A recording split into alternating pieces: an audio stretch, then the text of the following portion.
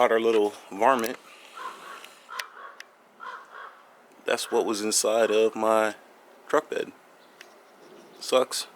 So I ended up using, that you can see there, it's a gummy bear with a little bit of peanut butter, and then there's some poisonous rat. There's some poisonous rat pieces there. So yeah, poor guy, but hey man, like I said, this ain't for rent. What is going on, my YouTube family? Welcome back to the channel. It's good to be back filming again another video for you guys. All right, so real quick before we get this video started, make sure you go ahead and smash that thumbs up button. Let everybody out there know that Everything Diesel is back with the videos. Okay, so today's video is going to be super quick, super simple, but I'm going to drop some knowledge on you guys. All right, so I told you guys in the last video, which if you haven't seen the last video, I'm going to put a card up here or up here, wherever it pops up at, so you can go check out last video just so you can get caught up on what's going on, where I've been at, etc., etc., right? So check it out. So one of the things I mentioned was going to be the turbo setup we're doing, okay? So I'm sending off my Vgt Actuator. I'm going to send that off to Ryan's Diesel so he can build me a 64 or 67 millimeter turbo, all right? This will incorporate the factory exhaust brake.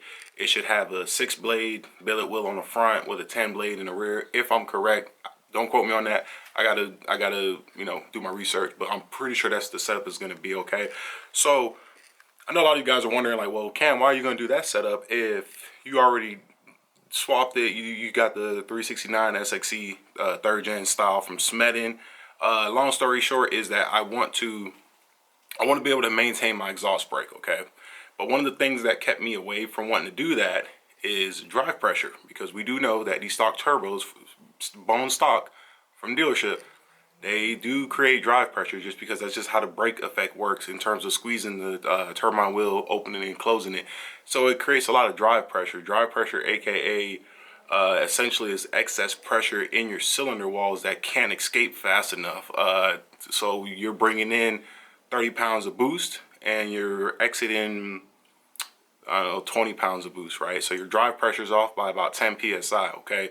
So in a perfect world, you want that 1-to-1 ratio with the drive pressure, i.e. if you're making 60 pounds of boost, you want to be, your drive pressure, you want it at 60 pounds of boost. Well, the thing is that that's really unpractical for a VGT turbo. And it's not just Cummins, Power Strokes, Duramax, all the VGT turbos are the same way, all right? So by sending it off, getting it reworked, there's tons of companies out there that do it. I personally chose Ryan's Diesel Service because I saw the work that they did with Truckmaster on his channel, and I was like, these guys look like they're dope, down-to-earth Americans. Like, I really want to work with them, and they were willing to work with me. So that's why I chose Ryan's Diesel. I mean, you got other companies out there, etc., and stuff like that. So that is why we're doing the stock turbo setup. Well, the stock model turbo, it's not going to be stock though.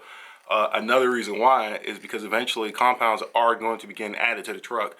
So on my 3rd gen, I did a complete over-under inducer atmospheric turbo setup style, right? I can do that for this truck, but they cost a lot. Stainless diesel makes a kit, it's about $4 grand.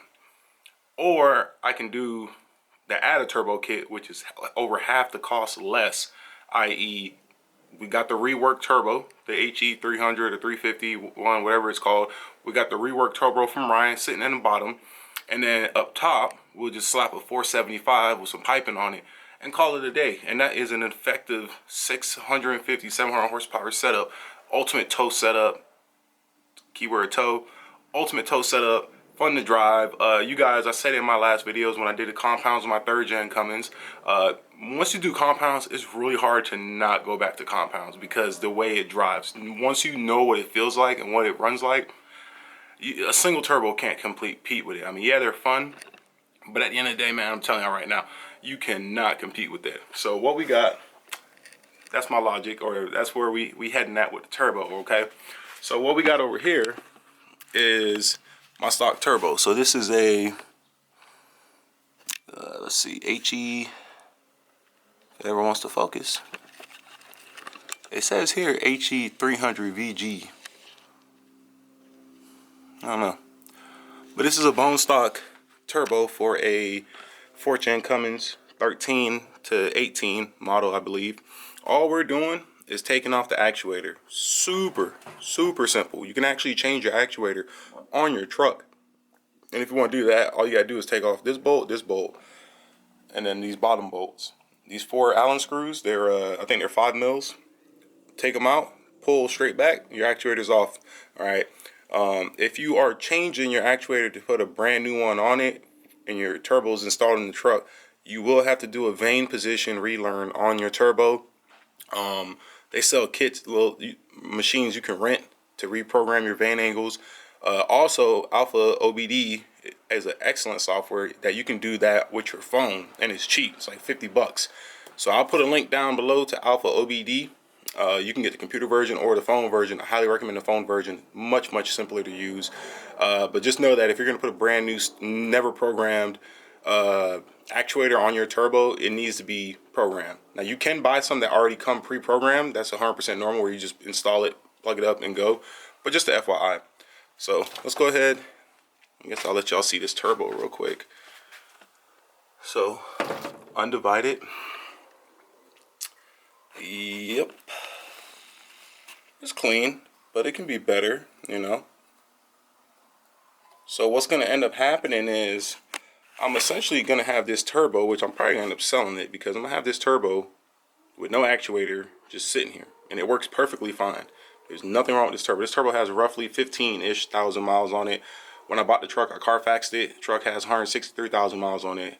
Carfax says at 52,000 miles, the turbo got replaced. So this turbo is not that old. And it's Carfax, so it's pretty legit. But yeah, I got to take off this sensor. I think this is the speed sensor or the vane position sensor. I don't know, but it's just a little, looks like a 10 mil nut down there. We have the coolant. This is for the coolant line. I got to order new O-ring washers. The biggest thing that's going to keep us, we're going to be waiting on, it's going to be the steed speed manifold, because we're going to be running the 3rd gen style T4 steed speed manifold for these turbos, or for my truck, for the 6.7s. And right now I got off the phone with Jennifer, who's awesome out there. They're in production of a new style 3rd gen style manifold, but also they're testing it, but also it's about an 8 to 10 week wait out time, just because they're like fulfilling orders right now from April. Like it's pretty ridiculous. So hopefully we'll have one by the end of the year. That way we can do the turbo and the manifold. That'd be an awesome December video, Christmas video, you know what I'm saying? But yeah. So like I said, if you want to take it off, all you gotta do, come here. Boom.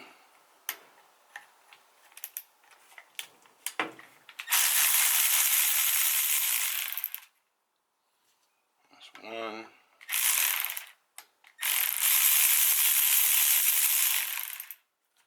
That's 2.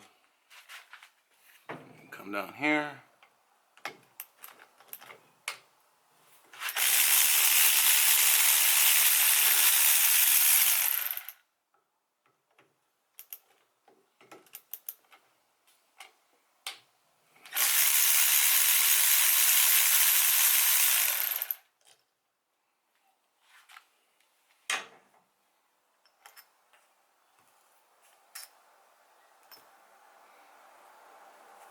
And then you just go ahead and pull straight back.